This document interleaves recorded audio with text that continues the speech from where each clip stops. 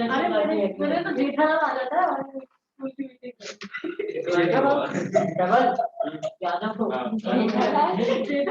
मेरे में वो रिया चक्रवर्ती और Sushant Singh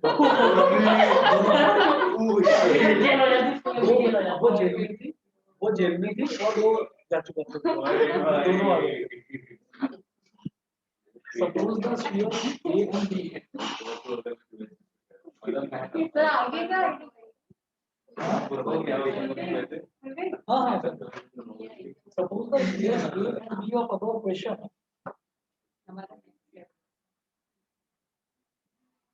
Suppose the spheres A and B of above question have identical sizes. Suppose the spheres A and B of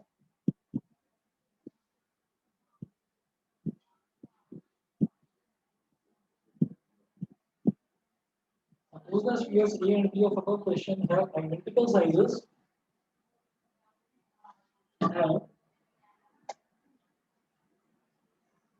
Identical sizes. Full stop. A third sphere of the same size but uncharged. A third sphere of same size but uncharged is brought in contact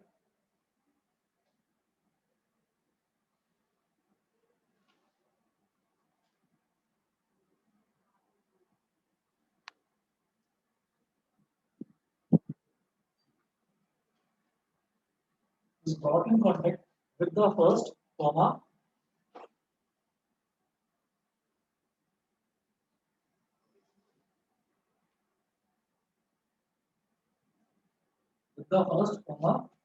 then brought in contact with the second,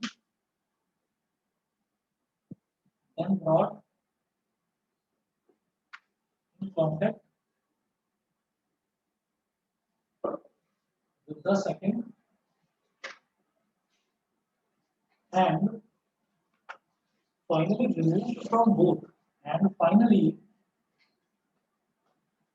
removed from both.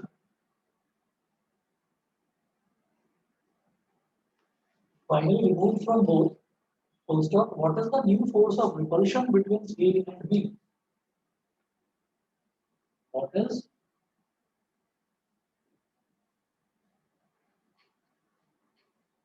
the new force of repulsion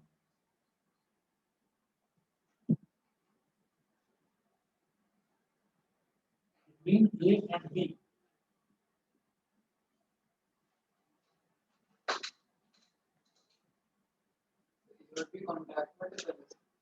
सुनिए, suppose the spheres A and B of the above question have identical sizes. ठीक है, तो contact में नहीं थे और above इन्होंने बोला of above question यानी कि इससे पहले वाला जो क्वेश्चन था, तो पहले वाले क्वेश्चन में इन्होंने ये बोला कि दोनों का साइज सेम है, और दोनों का चार्ज भी उन्होंने सेम बोल रखा था 6.5 into 10⁻⁻7. ठीक है, अब इन्होंने क्या करा, a third sphere of the same size but uncharged is brought in contact with the first. तो मैंने कहूँगा let the two spheres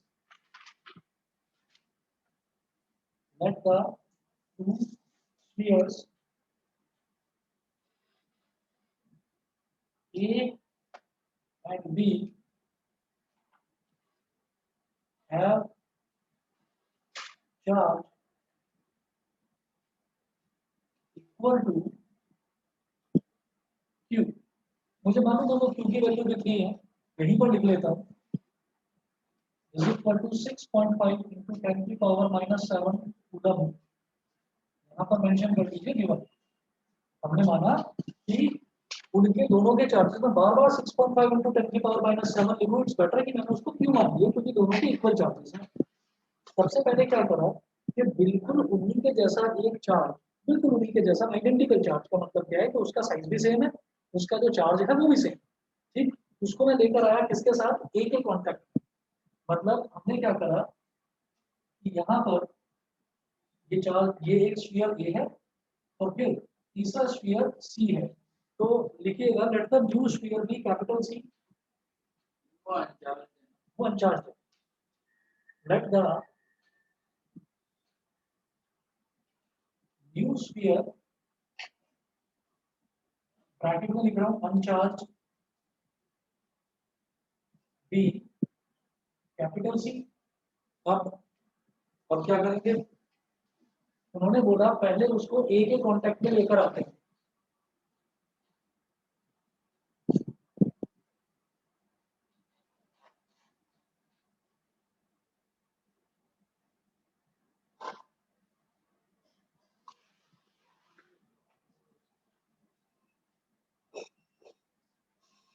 ये है A, इसका चार्ज है बेटा Q, और ये है C, इसका चार्ज है 0 क्योंकि अनचार्ज है।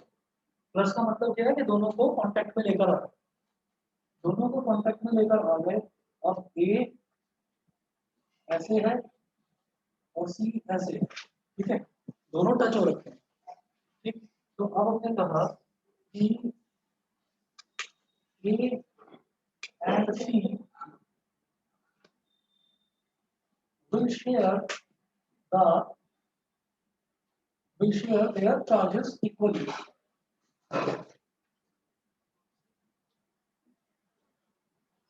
कैसे? Therefore, new charge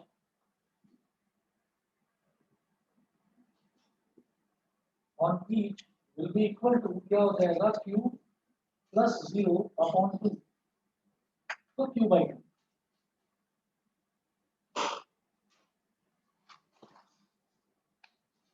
ये वही कंजर्वेशन वाला है कि जो चार्ज है, चार्ज का नाइट्रो भी क्रिएटेड नॉट डिस्ट्रॉय, किसी का भी चार्ज ना तो क्रिएट होगा ना डिस्ट्रॉय होगा। दोनों का टोटल चार्ज इधर भी कितना था Q plus 0, यानी कि टोटल चार्ज कितना था Q था, और अब भी दोनों का टोटल चार्ज, क्योंकि अब दोनों कांटेक्ट में है तो दोनों ने शेयरिंग कर दी।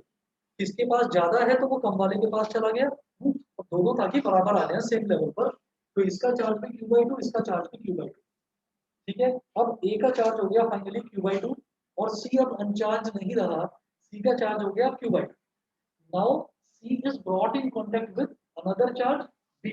अब वो B यानी कि जो दूसरा स्फीयर उसके साथ कांटेक्ट में लाया जाता है।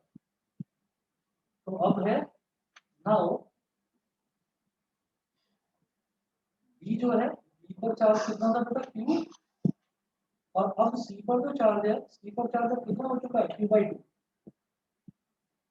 C पर चार्ज हो चुका है Q/2। अब B और C को आपस में कांटेक्ट में लाया जाता है,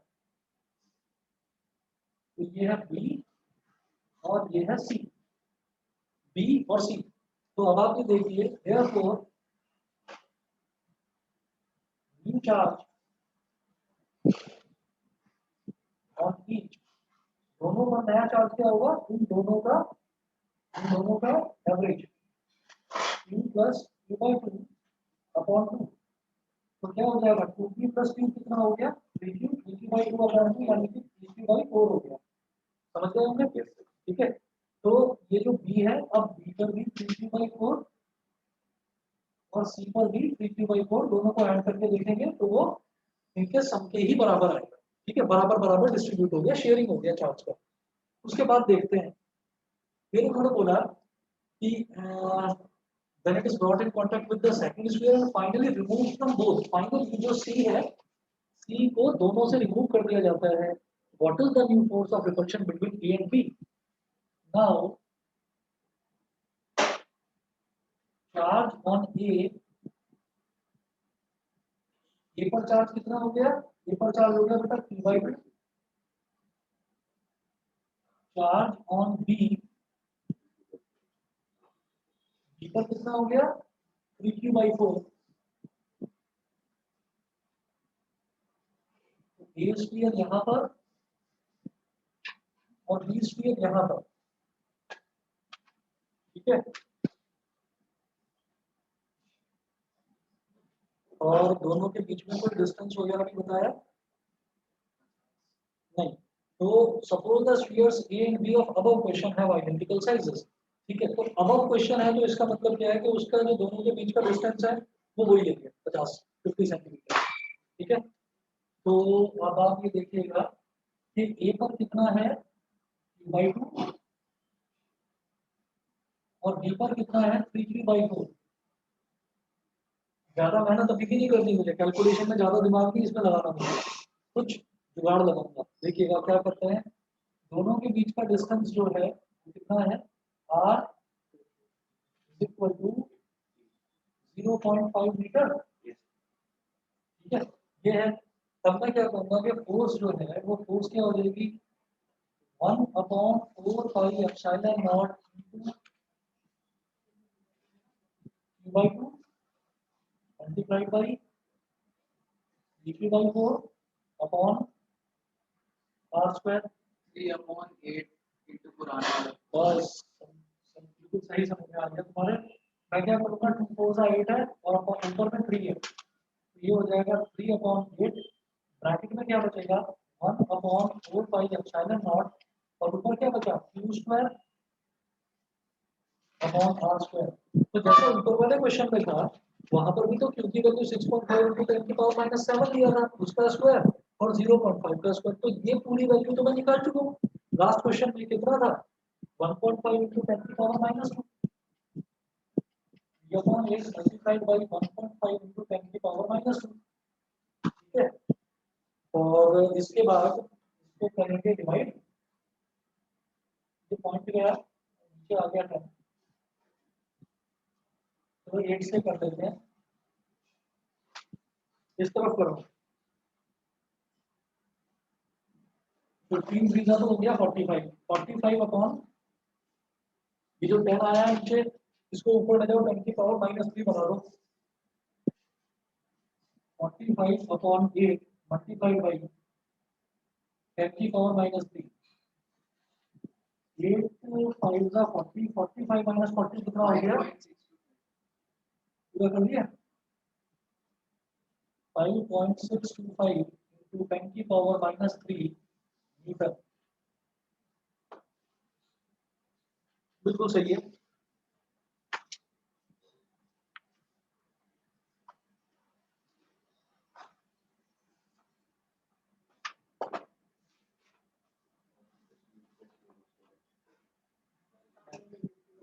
ठीक है, हाँ जी, अभी दे रहा हूँ, लेकिन पानी थोड़ा अजीब लग सकता है।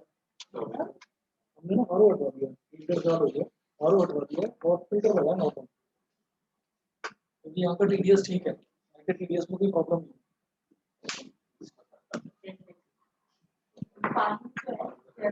देख लो, मतलब मैं ठीक हूँ।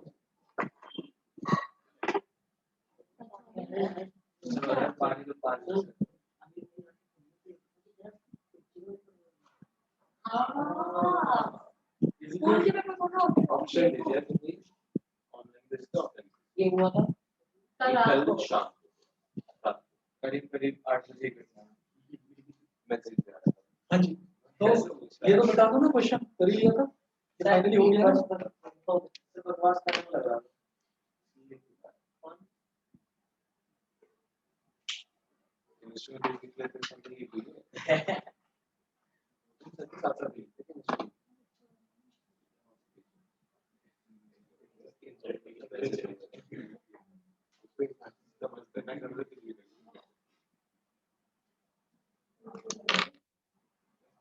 क्वेश्चन लिखेंगे, two similarly equally charge identical metal spheres.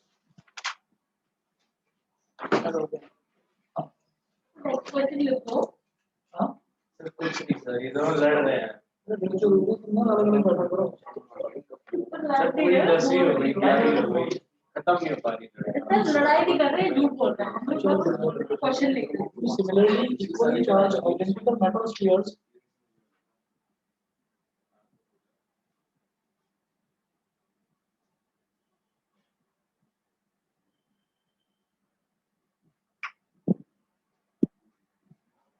two similarly equally charged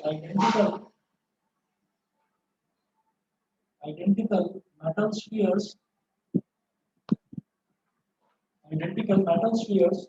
A and B repel each other with a force.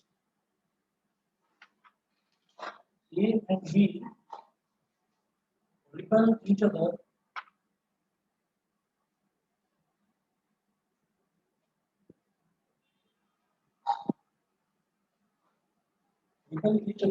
with a force of 2 into 10 की power -5 Newton, with a force of 2 into की power -5 Newton full stop. The third identical uncharged sphere capital C. A third uncharged identical sphere capital C is touched to A is touched to A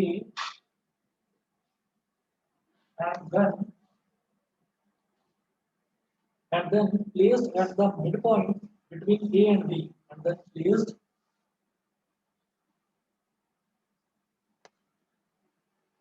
at the midpoint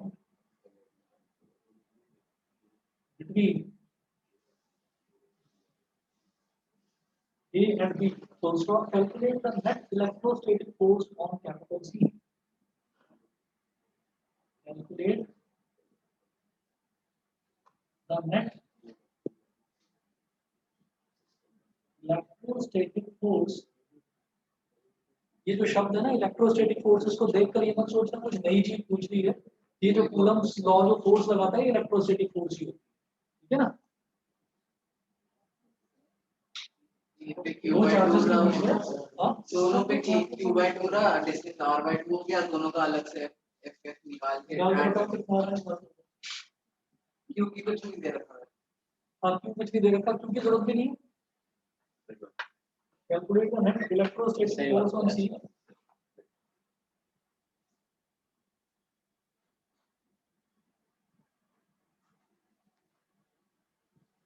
आप देखिएगा two similarity equally charge identical metal spheres A and B, जिसमें हमेशा like size same क्यों रहता है. ये ना क्या करते हैं कि एक चीज हमारी आसान करने के लिए इन्होंने ये काम कर दिया.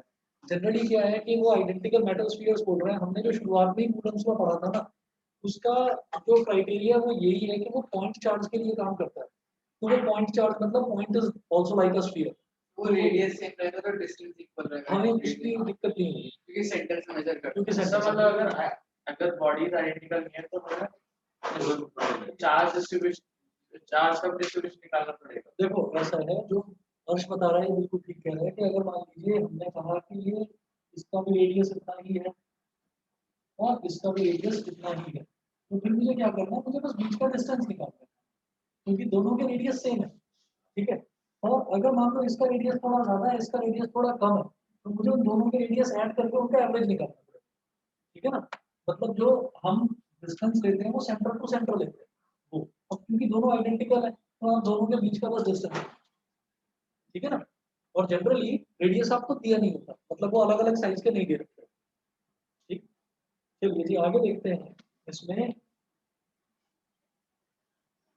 और देखो यहाँ पर चार्ज की वैल्यू दे ही रखी है और उसकी जो है जरूरत भी नहीं पड़ेगी. कैसे?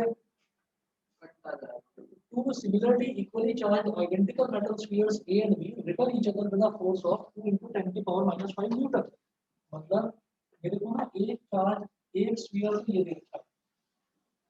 सिमिलरली इक्वली चार्ज मतलब अगर इसके ऊपर चार्ज Q है तो बेटा जो दूसरा वाला है B, इसके ऊपर भी चार्ज Q है. repel each other with a force of, दोनों के बीच का जो डिस्टेंस है उसको मैंने r मान लिया. ठीक है. तो F क्या हो जाएगा 1/4 pi epsilon not Q into Q upon r square. ये जो पूरी वैल्यू है ये पूरी वैल्यू दे रखी है 2 into 10 की पावर -5 न्यूटन. ठीक है. मतलब 1/4 pi epsilon not Q square upon r square. ये मेरे को गिवन है 2 into 10 की पावर -5 न्यूटन. तुम बताओ क्या आया. 6 into 10 की पावर माइनस 6 into 10 की पावर -5.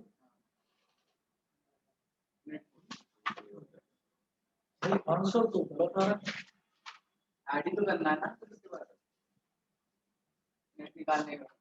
चलो बताता हूँ. ऐड भी करना सब्ट्रैक्ट करना. अब ये बता दो सब्ट्रैक्ट क्यों करना है.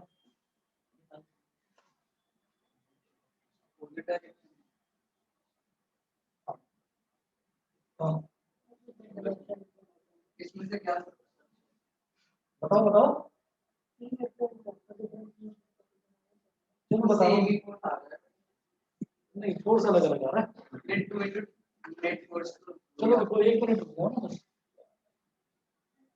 एक मिनट रुकिए। हमें ना ये वैल्यू दे रखी है। अब इन्होंने क्या बोला, a third identical uncharged sphere capital C is touched to A. ठीक है, एक अनचार्ज स्फीयर है, अनचार्ज स्फीयर यानी कि उसके ऊपर जो चार्ज है वो जीरो है, उसको ए से टच कर दिया जाता है। तो क्या कर रहे हैं हम, यहाँ पर एक स्फीयर है ये ए, इस पर चार्ज कितना है क्यू, दूसरा स्फीयर है सी, इस पर चार्ज है जीरो। जब दोनों को टच कर दिया गया तो ये ए हो गया, ये सी हो गया, तो चार्ज कितना हो जाएगा Q/2 और Q/2 ये हो गया। उसके बाद ये बोल रहे हैं the third identical uncharged sphere is touched to A and then placed at the midpoint between A and B। अब क्या करा कि अब A तो इधर है और B इधर है, A और B ये हो गया, इन दोनों के मिड पॉइंट पर यहाँ पर C को रख दिया जाता है। तो आप मानिए कि यहाँ से लेकर और यहाँ तक वाला डिस्टेंस और यहाँ से लेकर और यहाँ तक वाला डिस्टेंस ये R/2 हो गया और ये भी R/2 हो गया।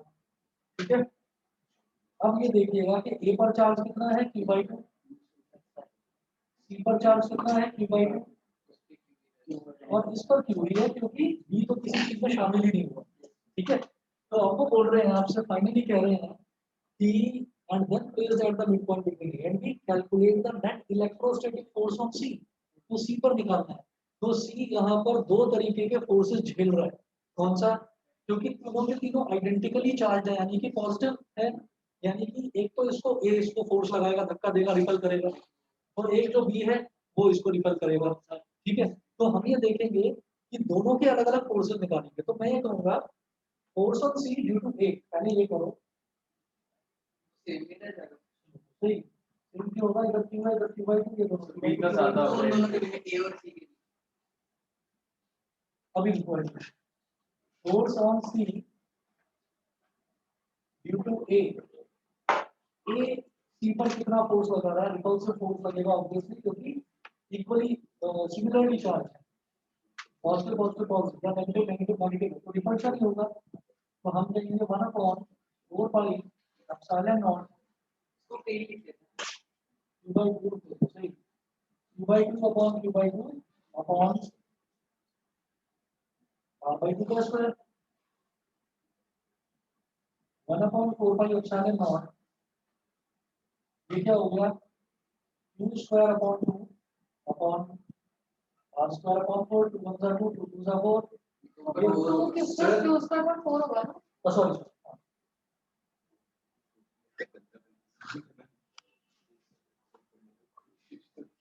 4 से 4 कैंसिल हो, तो ये तो सीधा सीधा हमारे पास यही आ गया 2 × 10⁻⁵ इतना आ गया। अब दूसरे की बात करते हैं, force on C due to B,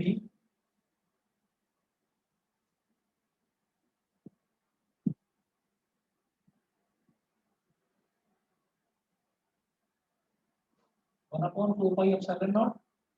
अब Q/2 और Q/2 मल्टीप्लाइड बाई Q, लेकिन दोनों के बीच का डिस्टेंस R/2, तो R/2 का square 1/4 pi epsilon not Q² upon 2 upon R² upon 4, 1 2 2 2 4। अब ये ऊपर आ जाएगा, 2 बाहर निकाल दो, 1/4 पाई एप्सिलॉन नॉट और Q² अपॉन R²। यहाँ तक क्लियर है कि नहीं बताओ, समझ गए। अब ये वैल्यू कितनी है 2 × 10⁻⁵, तो 2 × 10⁻⁵ न्यूटन कितना हो गया 4 × 10⁻⁵ न्यूटन। ज्यादा फोर्स कौन सा है, जो बी लगा रहा है सी पर, ये ज्यादा फोर्स है। तो ये वाला ज्यादा फोर्स है, तो जो नेट फोर्स है वो क्या होगा, ज्यादा वाले में से कम वाले को सब्ट्रैक्ट करो। तो सेम ही आना फिर 2 की पावर 10 की पावर -5 हाँ, वही तो कहता तो सेम तो 6 बता रहे थे। उसके बाद अच्छा तो तुमने सेम बहुत बदमाश हो रहे हैं। अरे तो उससे पहले 6 बोला था 6 से आएगा तो उसके बाद वो उसके बाद same ही उसने सेम आएगा। बोला तो वो मैं कंफ्यूज हुआ, मुझे लगा तुम 6 वाले को यूज करो। तो ये हो जाएगा, हम ये करेंगे कि जो बी है वो सी पर ज्यादा फोर्स लगा रहा है, तो ये कितना लगा रहा है 4 और ये लगा रहा है 2, तो हम कहेंगे net force on C is equal to force due to B minus force due to A. तो बी की वजह से जो फोर्स है, बी की वजह से जो फोर्स है वो ज्यादा है 4 into 10 की पावर -5, और ए की वजह से वो कम है तो वो उसको सब्ट्रैक्ट होगा। सर अगर दोनों में सेम होता बी का भी और ए का भी तो फिर 0 आएगा तो 0 क्योंकि उधर से भी रिपल्सिव लग रहा है, इधर से भी रिपल्सिव लग रहा है, तो 0 होगा। ये हो जाएगा 2 into 10 की पावर -5। बताइए जी, क्लियर? सर अगर देखो force on C by A है हाँ तो एफ सी बी तो वो जो force on C by A है, या मतलब sir force on C due to B है। Force on C due to B, हाँ सर कोई बात वो एफ सी बी तो एफसीबी जो फोर्स ऑन सी, हाँ वो सही कह रहे हैं। नहीं सर रिलेटिव है। नहीं पढ़ा मैंने फिर से हो जाता है। तो ठीक है भाई, क्या बोल रहे ऐसी बात को आ गया बताते हैं। ये वाली टी-शर्ट याद आ गई मेरे को, 10th में भी पहन के आया था ना, ये वाली टी-शर्ट सही। सर रखिए सर मेरी वाली किताब बहुत खराब है। इसकी भी हालत भी कर दो। अच्छा दोनों की सेम थी क्या? हाँ सर अच्छा चुप बैठेगा। वो वाला वो परस्यू कर रहे हो अभी जो तुम ड्राइंग वगैरह बनाते हो? सर बाबू मान जोर रहे से। हाँ? बाबू मान रहे That sounded so wrong, but ठीक है। पापा मान मतलब ये बड़ा काम हो गया। जब हो गया है क्या? चलिए जी, इसके बाद है थोड़ा सा लेफ्ट। एक और क्वेश्चन नोट करें। Two identical charges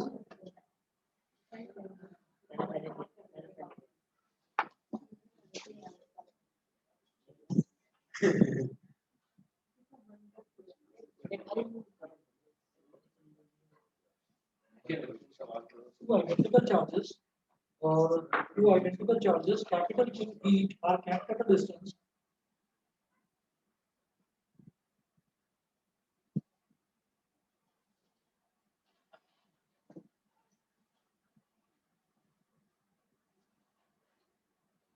two identical charges capital Q each are kept at a distance small r from each other, are kept at a distance small r from each other. So a third charge small q is placed on the line joining the other two charges.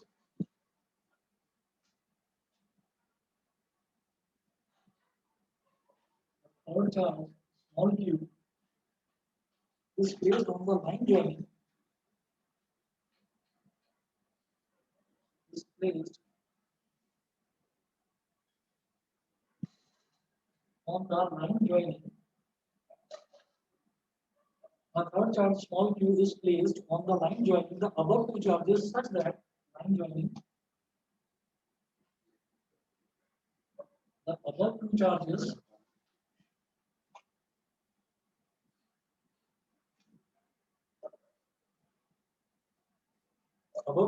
such that all the three charges are in equilibrium. Such that all the three charges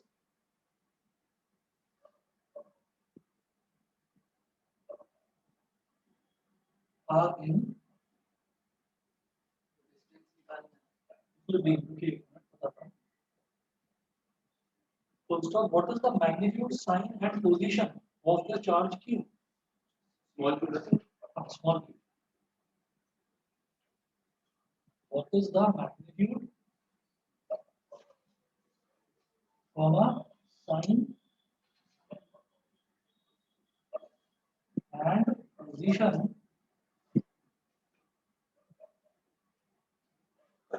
of the charge small q.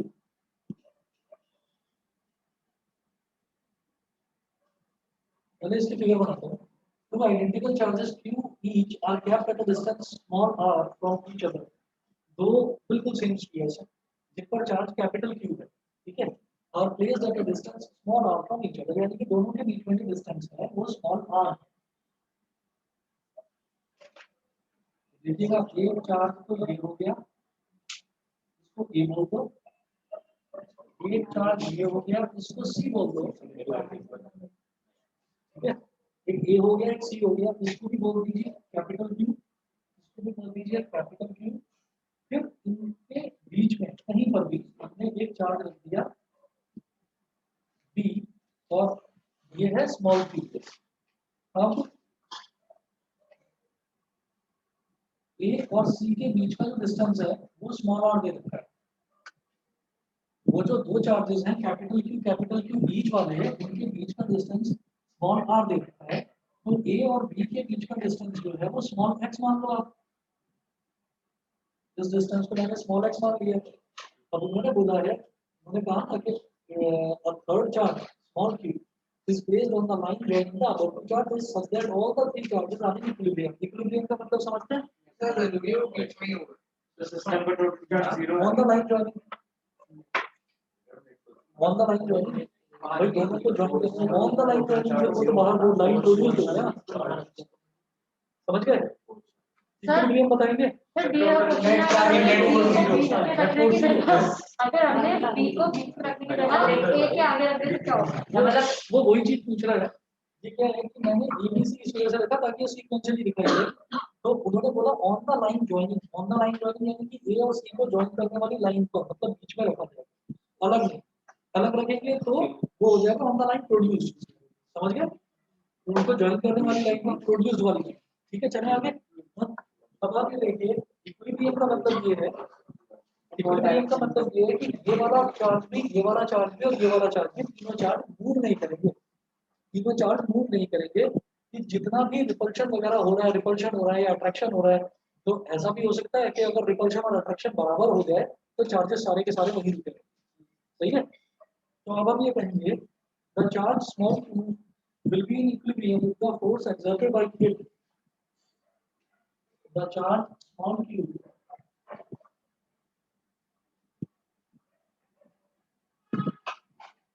तीनों forces को attitude 0 आएगा. हाँ, will be in equilibrium. The charge small q will be in equilibrium if the force exerted on it by the charges, the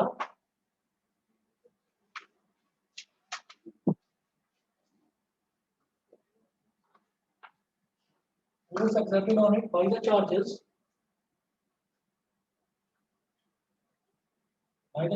at A and C.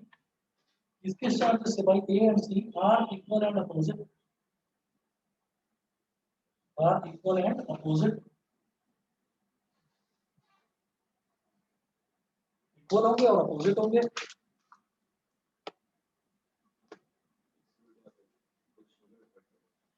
The position midpoint to or x equal to r by 2. बिल्कुल सही.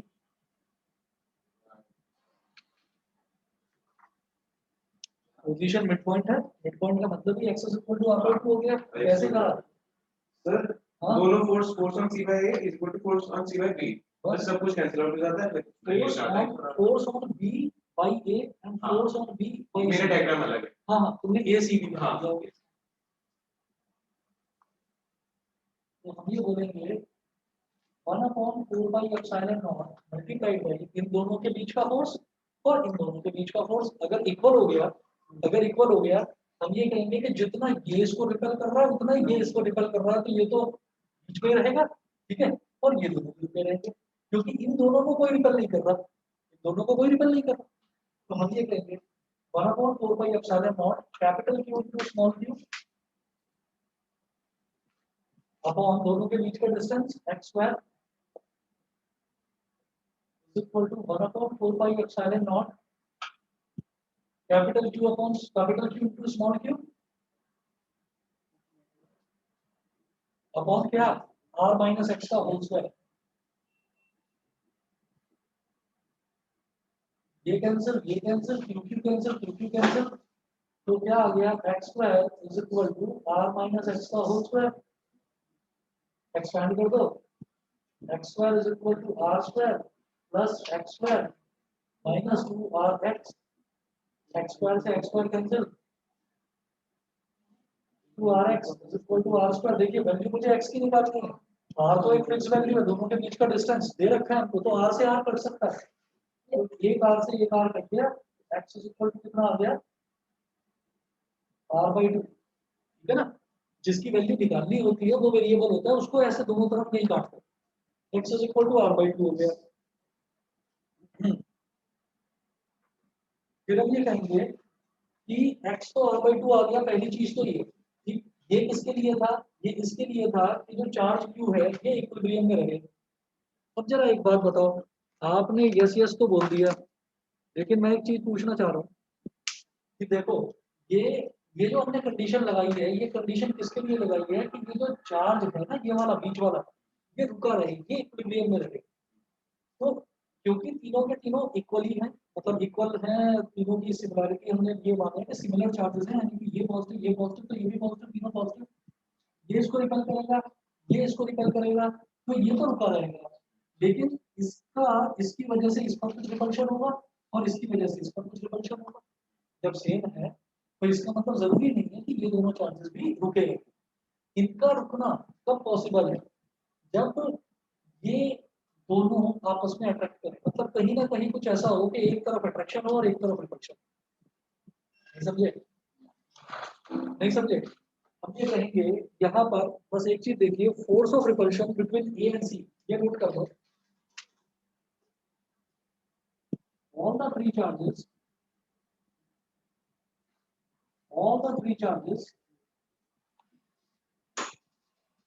will be in equilibrium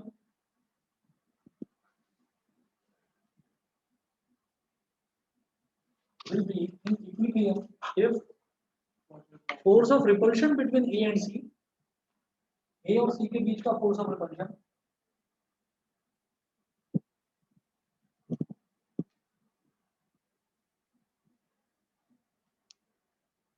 between A and C is equal to force of attraction, force of repulsion between A and C is equal to force of attraction between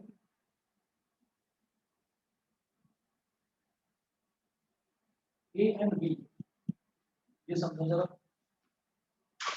force of repulsion between A and C, भाई A और सी जो है, ए और सी दोनों के दोनों charges शुरुआत में at a distance r apart रखे गए थे, यानी कि दोनों के बीच में तो रिपल्शन लगेगा ही लगेगा, उसके बाद ये नया मेहमान बीच में लाया गया है, ठीक है, इसको बीच में लाया गया जिसका जो चार्ज है वो स्मॉल क्यू है, वो ज्यादा है या कम है मुझे नहीं पता, ठीक है, लेकिन तीनों चार्ज स्टेबल रहे हैं, तो उसके लिए force of attraction between A and B. इसका मतलब क्या है कि ये जो ए है ना, इसको सी अगर रिपेल कर रहा है, इसको अगर सी रिपेल कर रहा है, या उल्टा कर दो कि अगर सी जो है इसको ए रिपेल कर रहा है, तो ये रिपेल ना हो, ए जो है ए को सी रिपेल करेगा, रिपल्सिव फोर्स लगेगा, ये रिपेल ना हो तो इसको कौन रोकेगा, सी तो रोकेगा नहीं, बी रोकेगा। इसका मतलब there will be a force of attraction between B and A. मेरी बात समझ गए, there will be a force of attraction between B and A, तभी तो ए रुका रहेगा। फोर्स ऑफ अट्रैक्शन बी और सी में भी होगी, फोर्स ऑफ अट्रैक्शन बी और सी में भी हो सकती है। हम क्या करेंगे, हम ये कर सकते हैं, हम ये कहेंगे कि अगर मान लीजिए फोर्स ऑफ अट्रैक्शन लगाना है, तो आप ये देखिए सी और ए में फोर्स ऑफ रिपल्शन है, इसका मतलब दोनों के दोनों इक्वल है, मतलब पॉजिटिव है, अगर ये पॉजिटिव है तो ये भी पॉजिटिव है, तभी तो रिपल्सिव फोर्स लग रहा है। अट्रैक्टिव फोर्स लगने के लिए ये तो नेगेटिव नहीं हो सकता, तो ये भी नेगेटिव होगा, तो इसका मतलब ये भी क्यू है, ये भी क्यू है, ये नेगेटिवली चार्ज कर दिया जाए तो इसको ये भी खींच रहा है, ए भी अपनी तरफ और सी भी अपनी तरफ खींच रहा है, क्योंकि दोनों की वैल्यू क्यू क्यू है, बेचारा कहीं जाएगा ही, क्योंकि दोनों का डिस्टेंस भी सेम है r/2 तो सेम अट्रैक्टिव फोर्स दोनों लगा रहे हैं अपनी तरफ, तो ये तो यहाँ पर रुका रहेगा ही, ठीक है, और सी जो है वो इसको रिपेल कर रहा है ना, तो ये भाग ना जाए, इसको कौन रोक लेगा, इसको बी रोक लेगा, क्योंकि there is a force of attraction between and magnitude equal, लेकिन साइन अपोजिट होगा। बस आप ये कहेंगे कि ये वाला भी पॉजिटिव, ये वाला भी पॉजिटिव, बीच वाला नेगेटिव है, इसी के पूरे को रोक रखो। समझ गए? इसके बाद बस ये चीज जो है, force of repulsion between A and C is equal to force of attraction between A and B, ये करिएगा। और इसमें इन्होंने पूछा है what is the magnitude, sign and position of the charge. ठीक करना आपने, आप आंसर मैं बता रहा हूँ। ये स्मॉल क्यू का वैल्यू पूछ रहे हैं, तो स्मॉल क्यू की वैल्यू कैपिटल क्यू बाई 4 आएगी,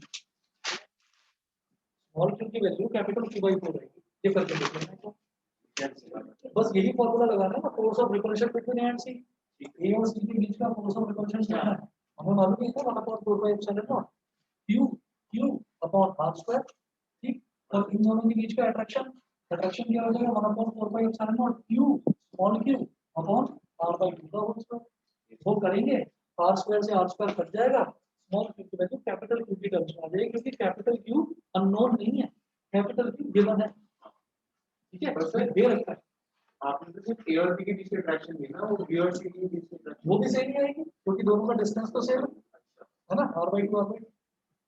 भाई आप ये कह सकते हो कि मैं कह रहा हूँ कि सी ए को रिपल करेगा, अरे भाई ए भी तो सी को रिपल करेगा, मैं एक चीज को पकड़ कर चल रहा हूँ। ठीक है, तो ये निकाल लेना क्यू की वैल्यू कैपिटल क्यू बाई 4 है।